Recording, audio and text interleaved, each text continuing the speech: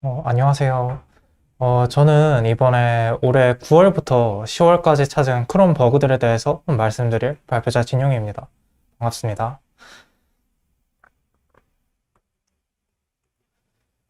저는 온라인상에서 진무123이라는 아이디로 활동하고 있고요. 2012년부터 CTF라는 해킹 대회를 많이 참가를 해왔어요.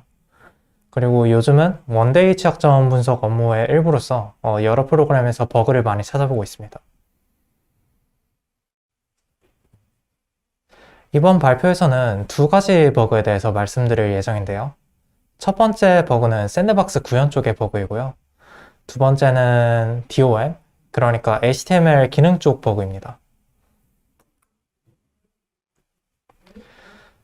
첫 번째 버그는 제가 작업 관리자를 보다가 찾았는데요. 인테그리티 설정 쪽에 문제가 있었어요. 버그의 설명에 들어가기 전에 인테그리티에 대해서 무엇인지 간략히 설명드리겠습니다. 인테그리티 레벨이란 건 윈도우 비스타에서 UAC, 그러니까 사용자 계정 컨트롤과 같이 추가된 개념인데요. 비스타 이상을 쓰신다면 아래와 같은 화면을 보신 적이 있으실 거예요. 이 화면은 어떤 프로그램을 관리자 권한으로 실행시킬지 묻는 화면인데, 용어를 좀 써보자면 기존의 ACL 기반의 Discrete Access Control로 운영되던 권한 시스템 위에 Mandatory Access Control, 그러니까 MAC라는 개념을 추가를 한 거거든요. 윈도우에는 크게 5가지 인테그리티 레벨이 있습니다. 언트러스티드부터 시작해서 시스템까지 있고요. 시스템으로 갈수록 더 큰 권한을 가집니다. 예를 들자면 로우 인테그리티로 동작하는 프로세스는 미디엄 인테그리티를 요구하는 개체를 못 연다든지 하는 그런 방식인 거죠. 크롬에서는 웹페이지를 렌더링할 때 제일 낮은 권한인 언트러스티드 권한을 사용합니다. 그럼 이제 이 버그의 발견 경로에 대해 간략히 소개를 드릴 건데요. 제가 크롬의 샌드박스에 대해서 조사를 하던 중에 프로세스 익스플로러라는 프로그램에서 보다가 인테그리티 열에 있는 내용이 뭔가 이상하다는 거를 알았어요. 며칠 전까지만 해도 언트러스티드라는 값들이 많이 보였었거든요. 근데 이게 갑자기 전부 다 로우로 바뀌어 있는 거예요. 이거는 보안이 약해졌다는 이야기이기 때문에 집에 가서 조사를 한번 시작해 봤습니다. 먼저 소스 코드를 살펴봤는데 분명히 인테그리티 레벨을 잘 설정을 하고 있더라고요. 그래서 크롬의 샌드박스 정보 페이지에 들어가 봤어요. 보니까 여기에는 또 언트러스티드라고 나와 있죠. 이렇다는 건 뭔가 잘못됐다는 이야기이기 때문에 크롬에서는 분명 언트러스티드라고 알고 있었는데 실제로는 프로세스에 적용이 안 된 거죠. 불일치가 발생한 거예요. 그래서 몇 가지 잠재적인 원인을 혼자 생각을 해봤지만 테스트를 해보려면 시간이 오래 걸릴 것 같아서 일단 제보하고 패치를 기다리기로 했습니다. 그래서 패치가 나왔어요.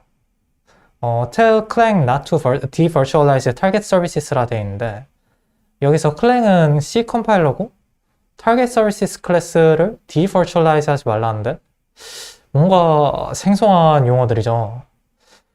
이 패치를 이해하려면 몇 가지 배경에 대해 이해를 해야 되기 때문에 다음 슬라이드들에서는 devirtualize가 뭐지? 그리고 이 클래스에 왜 보이시듯이 이런 clang, LTO visibility, public이라는 속성이 추가되었는지에 대해서 말씀을 드리겠습니다.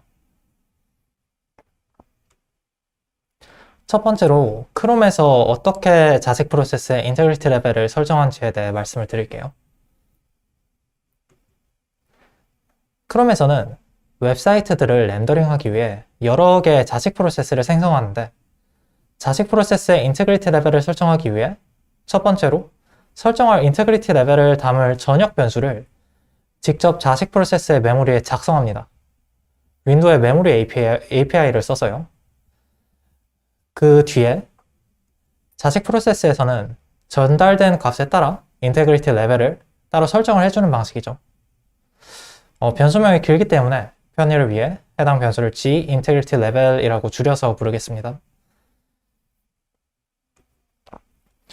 또 LTO라는 컴파일러 최적화 방식에 대해 소개를 드릴 건데요. 저희가 프로그램을 컴파일할 때 소스코드 파일이 여러 개 있겠죠. 근데 이런 경우에 한 소스코드 파일이 하나의 오브젝트 파일로 변환이 되고 이런 오브젝트 파일들을 나중에 한 번에 모아서 프로그램으로 엮어서 내게 됩니다. 이런 거를 프로그램을 링킹한다고 하죠. 만약 어떤 컴파일러 최적화 기법이 프로그램을 전체적으로 살펴봐야 된다면 어떻게 해야 될까요? 가령 전역 변수가 한 번도 수정되지 않는 경우에 해당 전역 변수는 상수와 같은 효과를 갖게 되겠죠. 또한 어떤 C++ 가상함수를 호출한다 했을 때 구현이 만약 바이너리 하나에만 있다면 그러면 저희는 쉽게 이 가상함수를 호출을 할 때는 어떤 함수가 무조건 호출될 건지 가정할 수 있습니다. 이런 최적화를 위해서 링커 타임에 컴파일러 최적화를 한 데서 링크 타임 옵티미제이션, 줄여서 LTO라는 최적화들이 있습니다. 자, 이제 이 사건의 진상에 대해서 알아볼 건데요. 크롬의 인테그리티를 설정하는 함수는 가상함수로 구현이 되어 있습니다. Target Services Base라는 Target Services를 상속한 클래스에서 로어 토큰이라는 함수가 가상함수로 존재하는 형식이에요. 여기서 컴파일러의 LTO 페이스에서는 해당 가상함수의 구현이 하나만 있기 때문에 일반 함수 골로 바꾸자는 선택을 하게 됩니다.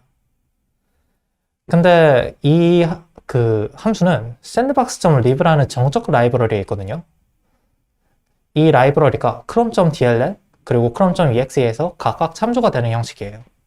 그리고 로어 토큰이라는 함수는 원래 chrome.exe에만 존재하고 있었죠. chrome.dll은 어떤 클래스의 가상함수 테이블을 조회해서 로어 토큰이라는 함수를 디스패치해서 불러야 되는 형식이었습니다.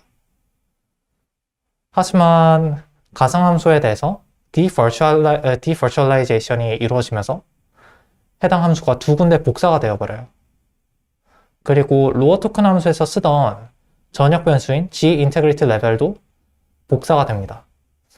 그렇기 때문에 이제는 해당 전역 변수가 두 개 존재하게 되겠죠.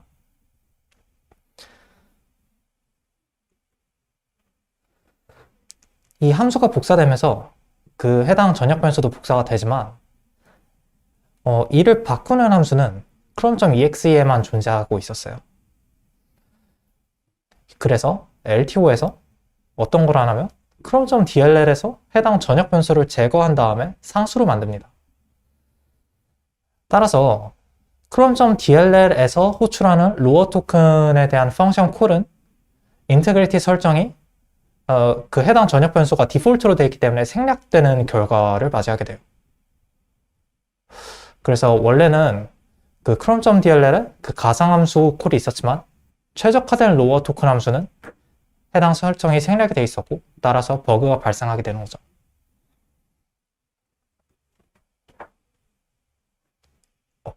이거 슬라이드가 안 바뀐 것 같은데. 네. 그래서 이번 이 버그에 대한 설명은 여기까지 마치고요.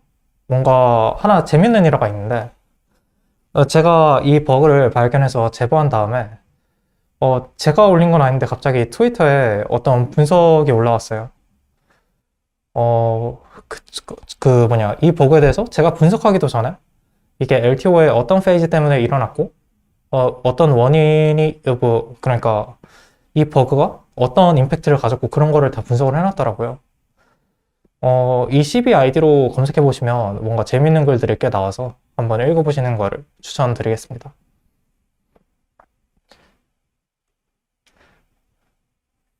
이제 두 번째 버그를 설명드릴 건데요.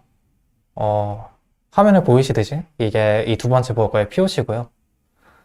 Type Confusion in V8이라 되어 있죠.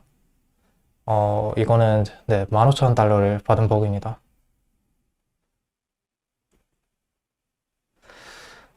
발견 경로에 대해서 설명드리자면 티오리에 이제 원데이 분석 플랫폼이 이제 프레미움이라는 게 있잖아요. 거기서 제가 크롬에 있던 WebRTC 관련 버그를 분석해서 작성하고 있었어요. 이 CV를 가지고 CV 2021 37979로 가지고 있고 해당 버그를 트리거하기 위한 코드들 중에서 이런 코드들이 있습니다. 한 줄 한 줄 제가 다 작성을 해야 되는 상황이었죠.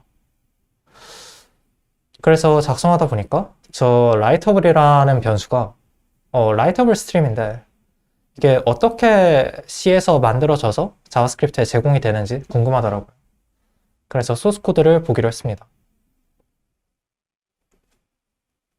보니까 라이터블 스트림 개체를 구축을 할 때 어떤 그 C에서 구축이 된 자바스크립트 오브젝트의 타입 프로퍼티를 참조하더라고요. 근데 자바스크립트에서의 어떤 프로퍼티는 해당 오브젝트에 선언이 안 돼 있으면 프로토타입에서 후킹이 가능해요. 저희가 getter를 선언해서 후킹할 수 있죠.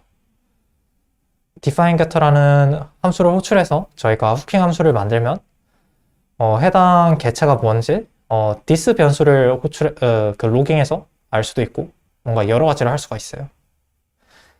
그래서 이렇게 코드 내에서 프로퍼티를 참조하는 것에 대해서 그냥 무작정 다 후킹을 해봤습니다.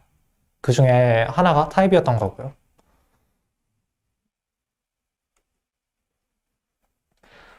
그래서 참조되는 저 프로퍼티들에 대해서 getter를 설정을 시도를 이렇게 해봤어요. 화살표로 표시된 코드가 그 getter 코드고요. 해보니까 뭔가 개발자 도구의 콘솔에 생소한 자바스크립트 개체가 로깅이 되는 거예요. 그래서 살펴봤죠.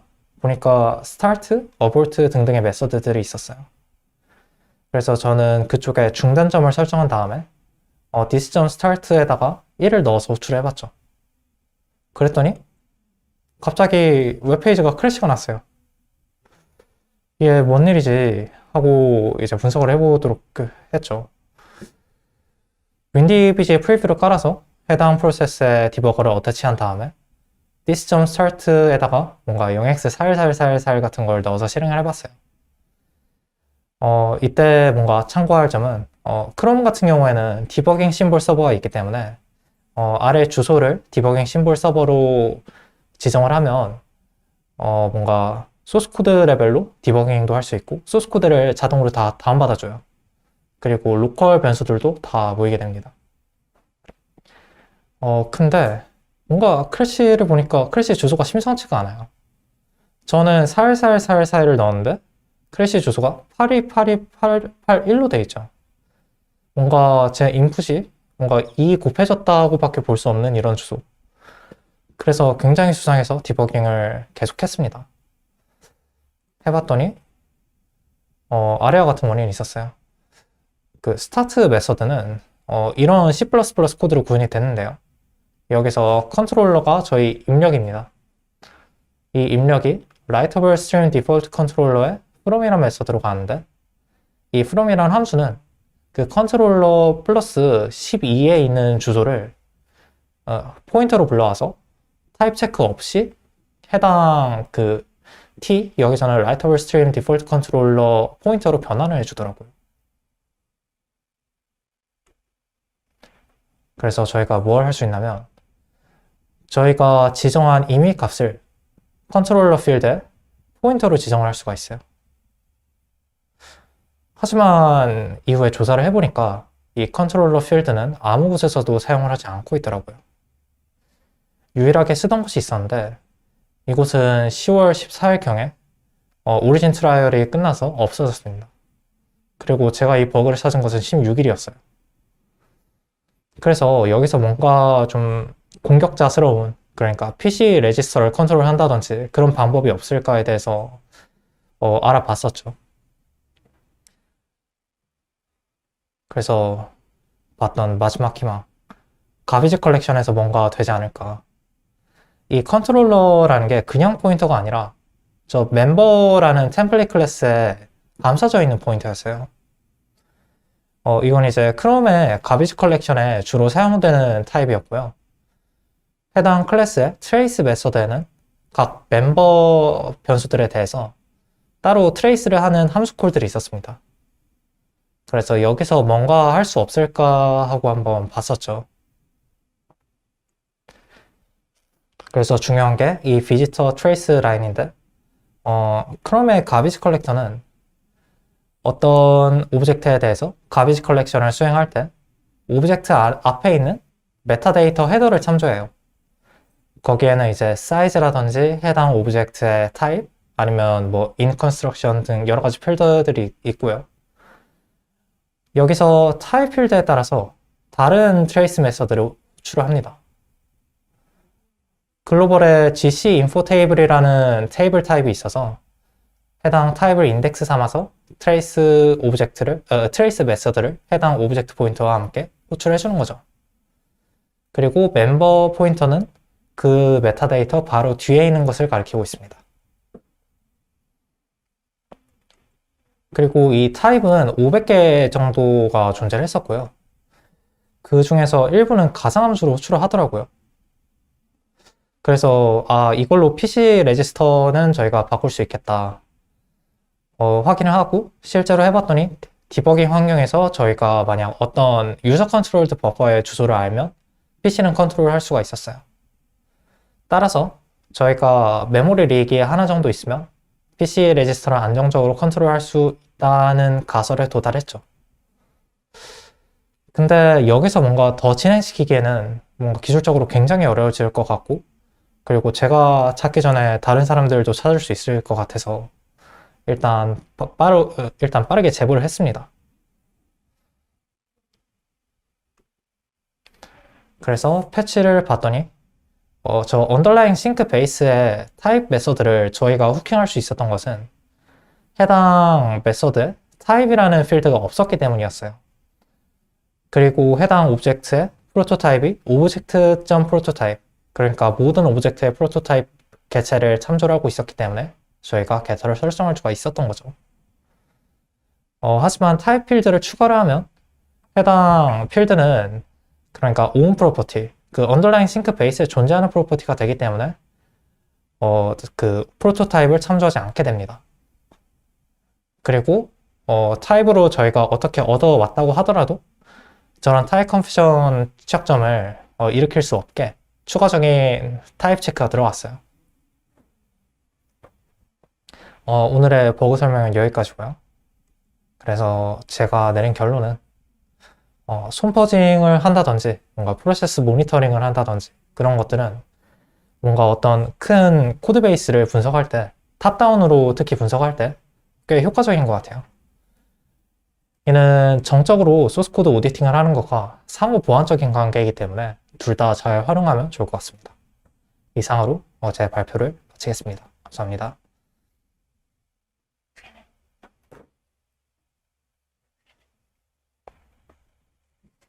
질문이 있을까요? 네, 보겠습니다.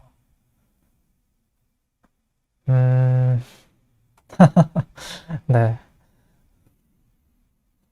프로세스를 while loop로 계속 모니터링 하는 거, 네, 좋죠.